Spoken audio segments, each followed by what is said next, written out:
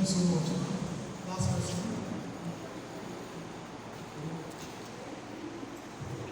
Thank you. I still want to talk about what to teach.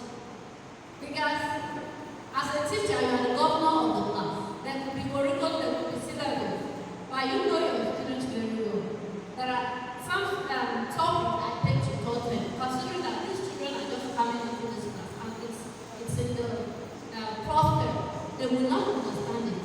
I will push it to the rest of them or maybe to the tell them. So what to teach, I still believe is part of what we're talking about. Thank you. Thank you, sir. Thank you. Now, I am going to explain something. Now, you know the problem, I think the problem we are having is English language. The biggest problem we are having is English language. Now, I think I would like to, she said something there that I'm a personal witness to that. I think even as adults, there are some things that when we're in the university, they will teach you, they taught you like countless number of times, but we did not understand. Probably because our brain was not ready to take it at that moment. But some of those things now, I can tell you that if you bring out your book, if you check them now, you might actually discover that this thing is actually very simple. So sometimes there are things that we want to teach, and that's why no child is a dollar. No child is a dollar. You know, every child or every student have different assimilation level. A child, you can teach something now, and that a child will get it, and another child you have to keep saying that and repeating it over and over again before they get it. Now, what I meant in this place and what I am teaching is that I have, yes, ma'am.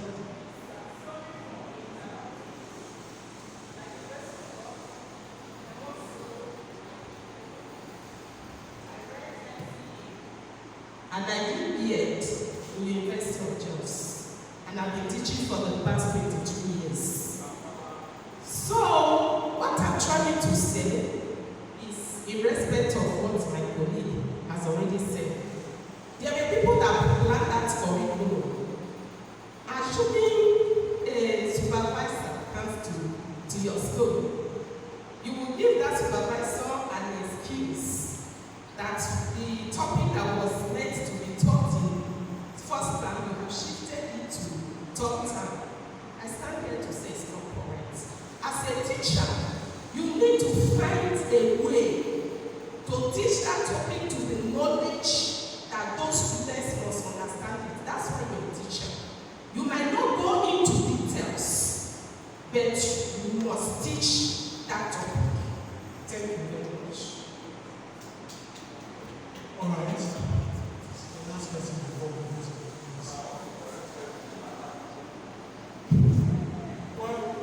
we'll have question and answer session, so we can have to listen to it. I don't know of other topics, but like I have said, we all authorities in what we teach. We are all authorities in our field.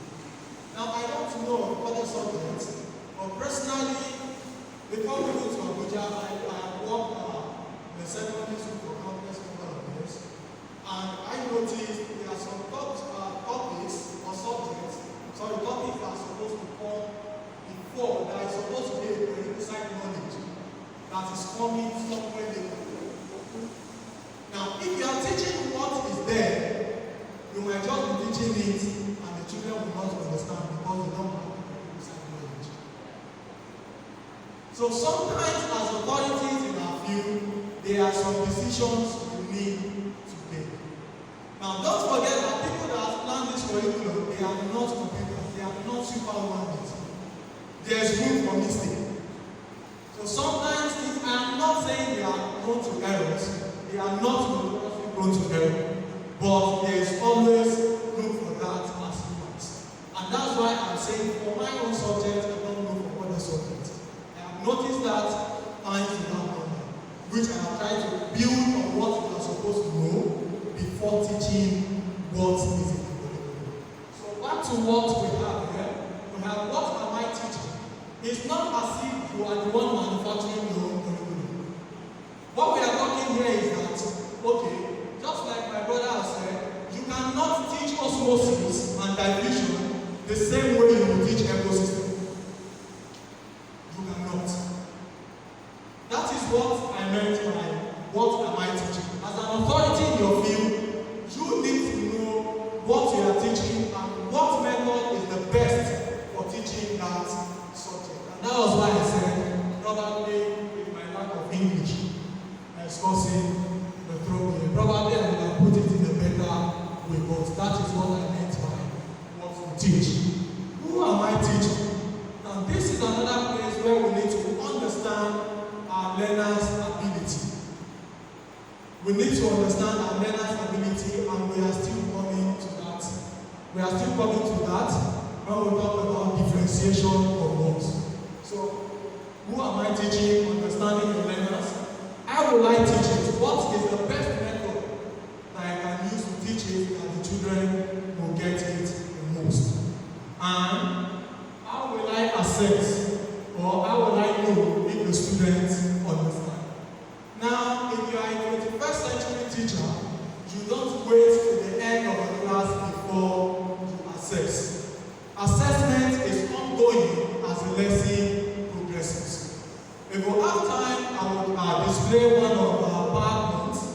Then we'll use that, we'll analyze the PowerPoint and see if that PowerPoint is measuring up to the standard of 21st century plan or not.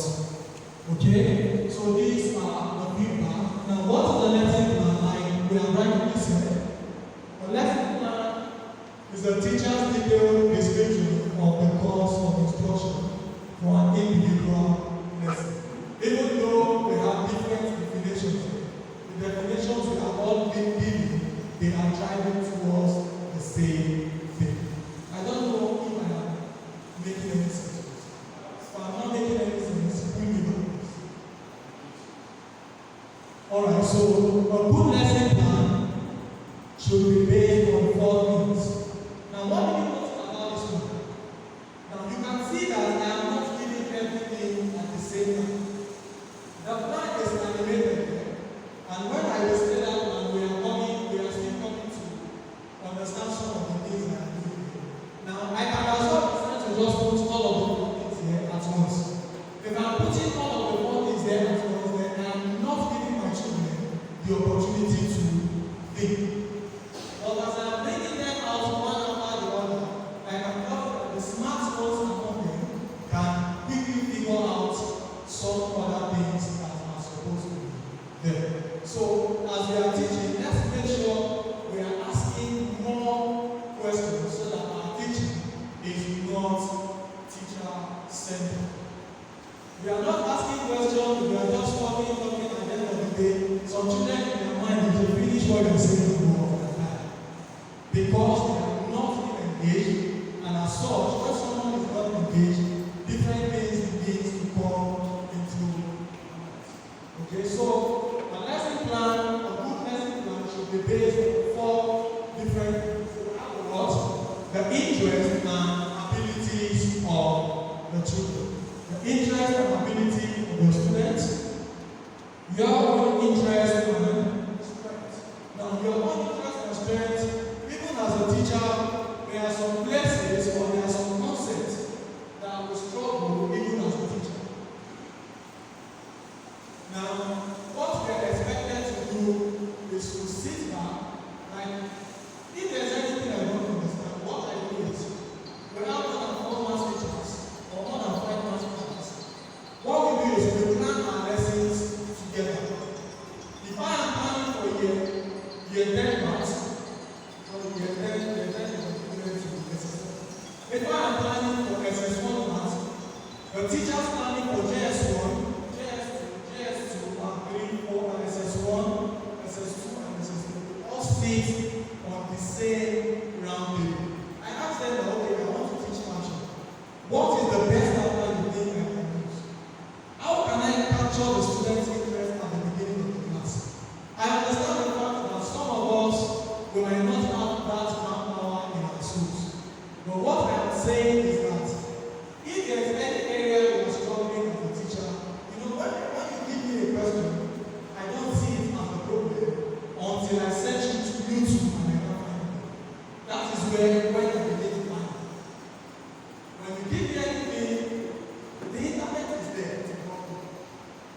There are so many. What is it that you want to teach that someone has not gotten for?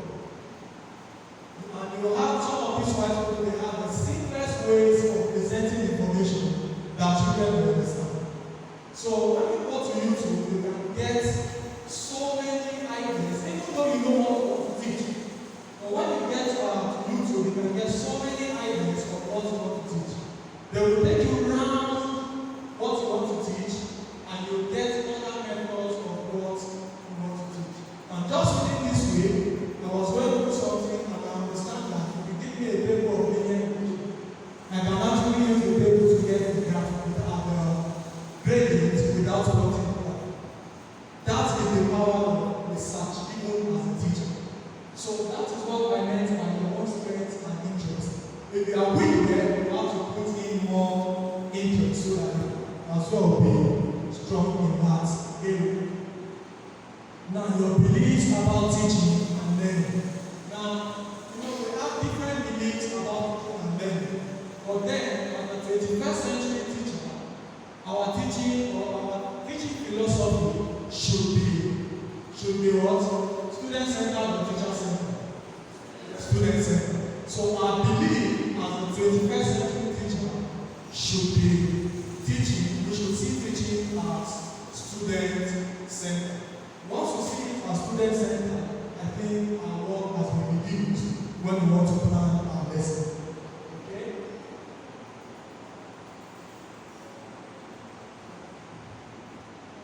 Alright. Some of these are actually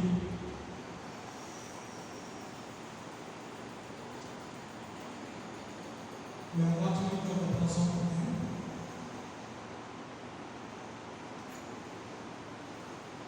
Alright, so a good lesson plan should transition easily. Now, we should accommodate for transition of knowledge easily.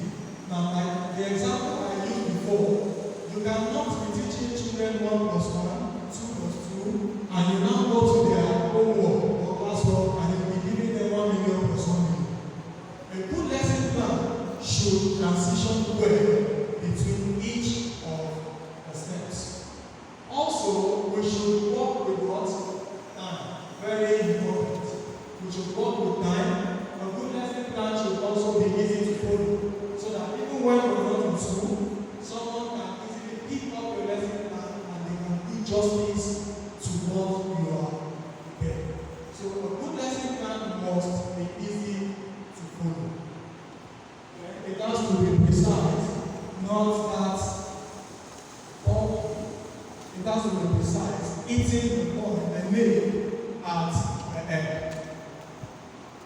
Are we together? Are we together? Are we together? Yes. Alright, let's repeat it again. Just 5 minutes. Let me start with this group. Just 5 minutes.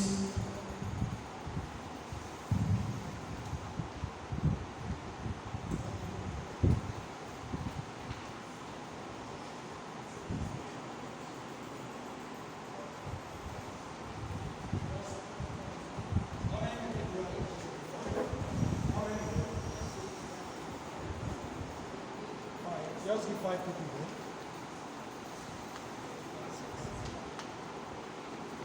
Since you have 5, let's go. Alright, so I need a volunteer that will help us record the first. Yes, just pick 1 to 5. It's to do yourself. 1 to 5.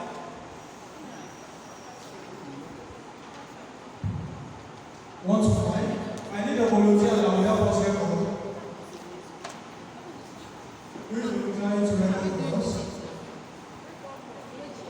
Yes, I'll be calling out numbers. Alright, please, sorry, please, can we write that please? Sorry. Yes. Yeah, let's face this way.